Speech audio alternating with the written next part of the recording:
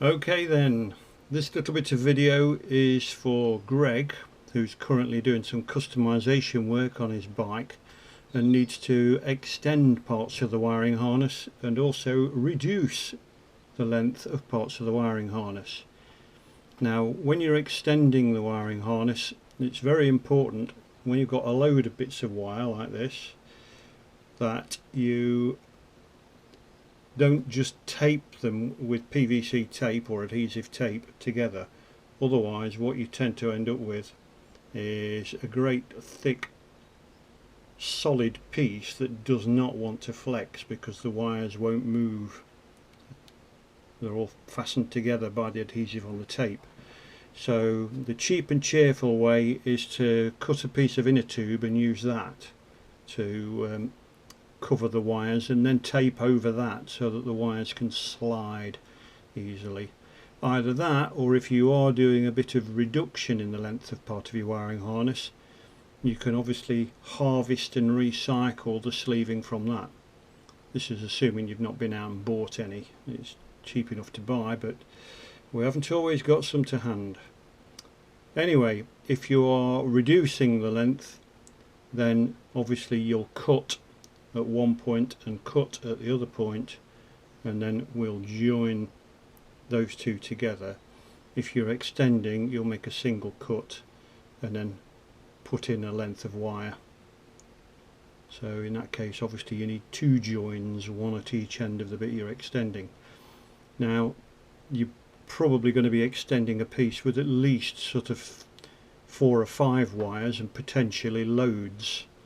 In my job as a telephone engineer years ago, it wasn't unheard of for us to be joining 5,000 pairs of wires, so that was quite a thing.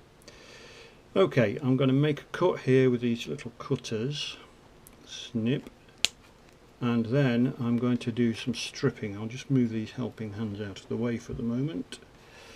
So there's two sides to these pliers. There's the chamfered side there and there's the flat side.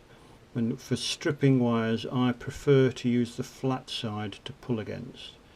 So what I'm going to do, I'm choosing an amount there which is probably about 1.5 centimeters, and I'm gently just marking the PVC with the blades.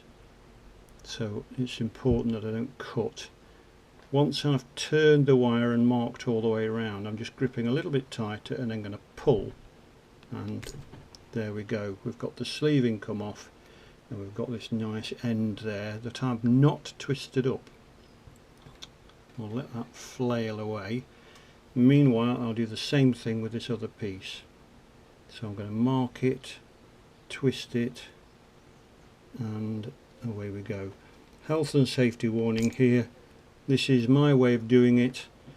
I take some safety precautions. You must take what safety precautions you see fit. Which reminds me, at this point I've not switched the soldering iron on. This is an Antex Gas Cat gas iron. So I'm going to open that, and there's a switch here for the gas and there's a flint in the lid. So switch the switch and aim the flint sparks at this little grill thing here, which is actually the like catalytic converter that makes it work. Sometimes takes some doing. Usually I have a lighter to hand just in case, but no. But yeah, there we've got a nice orange glow coming. So I will park that slightly dangerously out the way over there to be warming up. Okay, I've now got some heat shrink and I'm going to cut enough of this obviously to cover the joint plus a bit of the sleeving either end. So snip. Okay, so that's that. Now this heat shrink size there is just about spot on for this wire, so the wire will go into it nice and easily. It slides about, but it's within the shrinking capacity of the heat shrink to do the job we need it to do. Now what I'm now going to do, I've not twisted up either of these, I've left them all multi-stranded. Just tidy that up a bit, and I'm going to cross these about halfway through where they join, and then just grab them like that, and then twist up one side like that, and then twist up the other, so that the length of the joint is pretty much the length of what I stripped. So there you can see that quite clearly. So I'm now going to use these rather useful helping hands and just use that to grab, if I can do it, both ends of that, so that's now got the joint held nice and tight. Let's just do a bit of tidying up.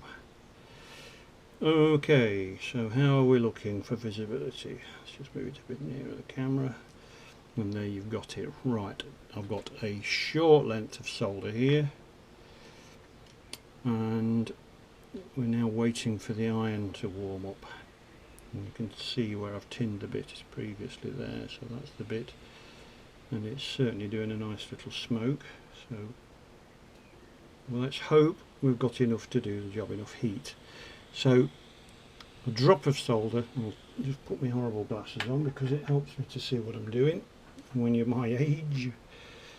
There we go, a drop of solder on the iron first, just to wet it as it were, and then I'm putting the iron underneath the joint there. I'm putting a bit of solder on, and I'm then actually putting the solder on the joint itself, not the iron. And there we go. So that's looking pretty good now. Now what I can also do with this iron, one of the upsides of these gas irons, is if I then pop the heat shrink over the joint like that, that little grill there puts out more than enough heat to make the heat shrink do its thing. So waft it underneath and above, and probably a little bit down the back there as well. And Bob's your uncle. Can now turn the iron off, and hopefully you can see there that we've got quite a nice tidy joint. So let's just see if we can get a better view of that for you. Okay, so there she blows. Now when you're actually doing a harness with more than one bit of wire, don't put all these joins side by side in a stack. Stagger them. So we've got a join there, you want perhaps one there and one there.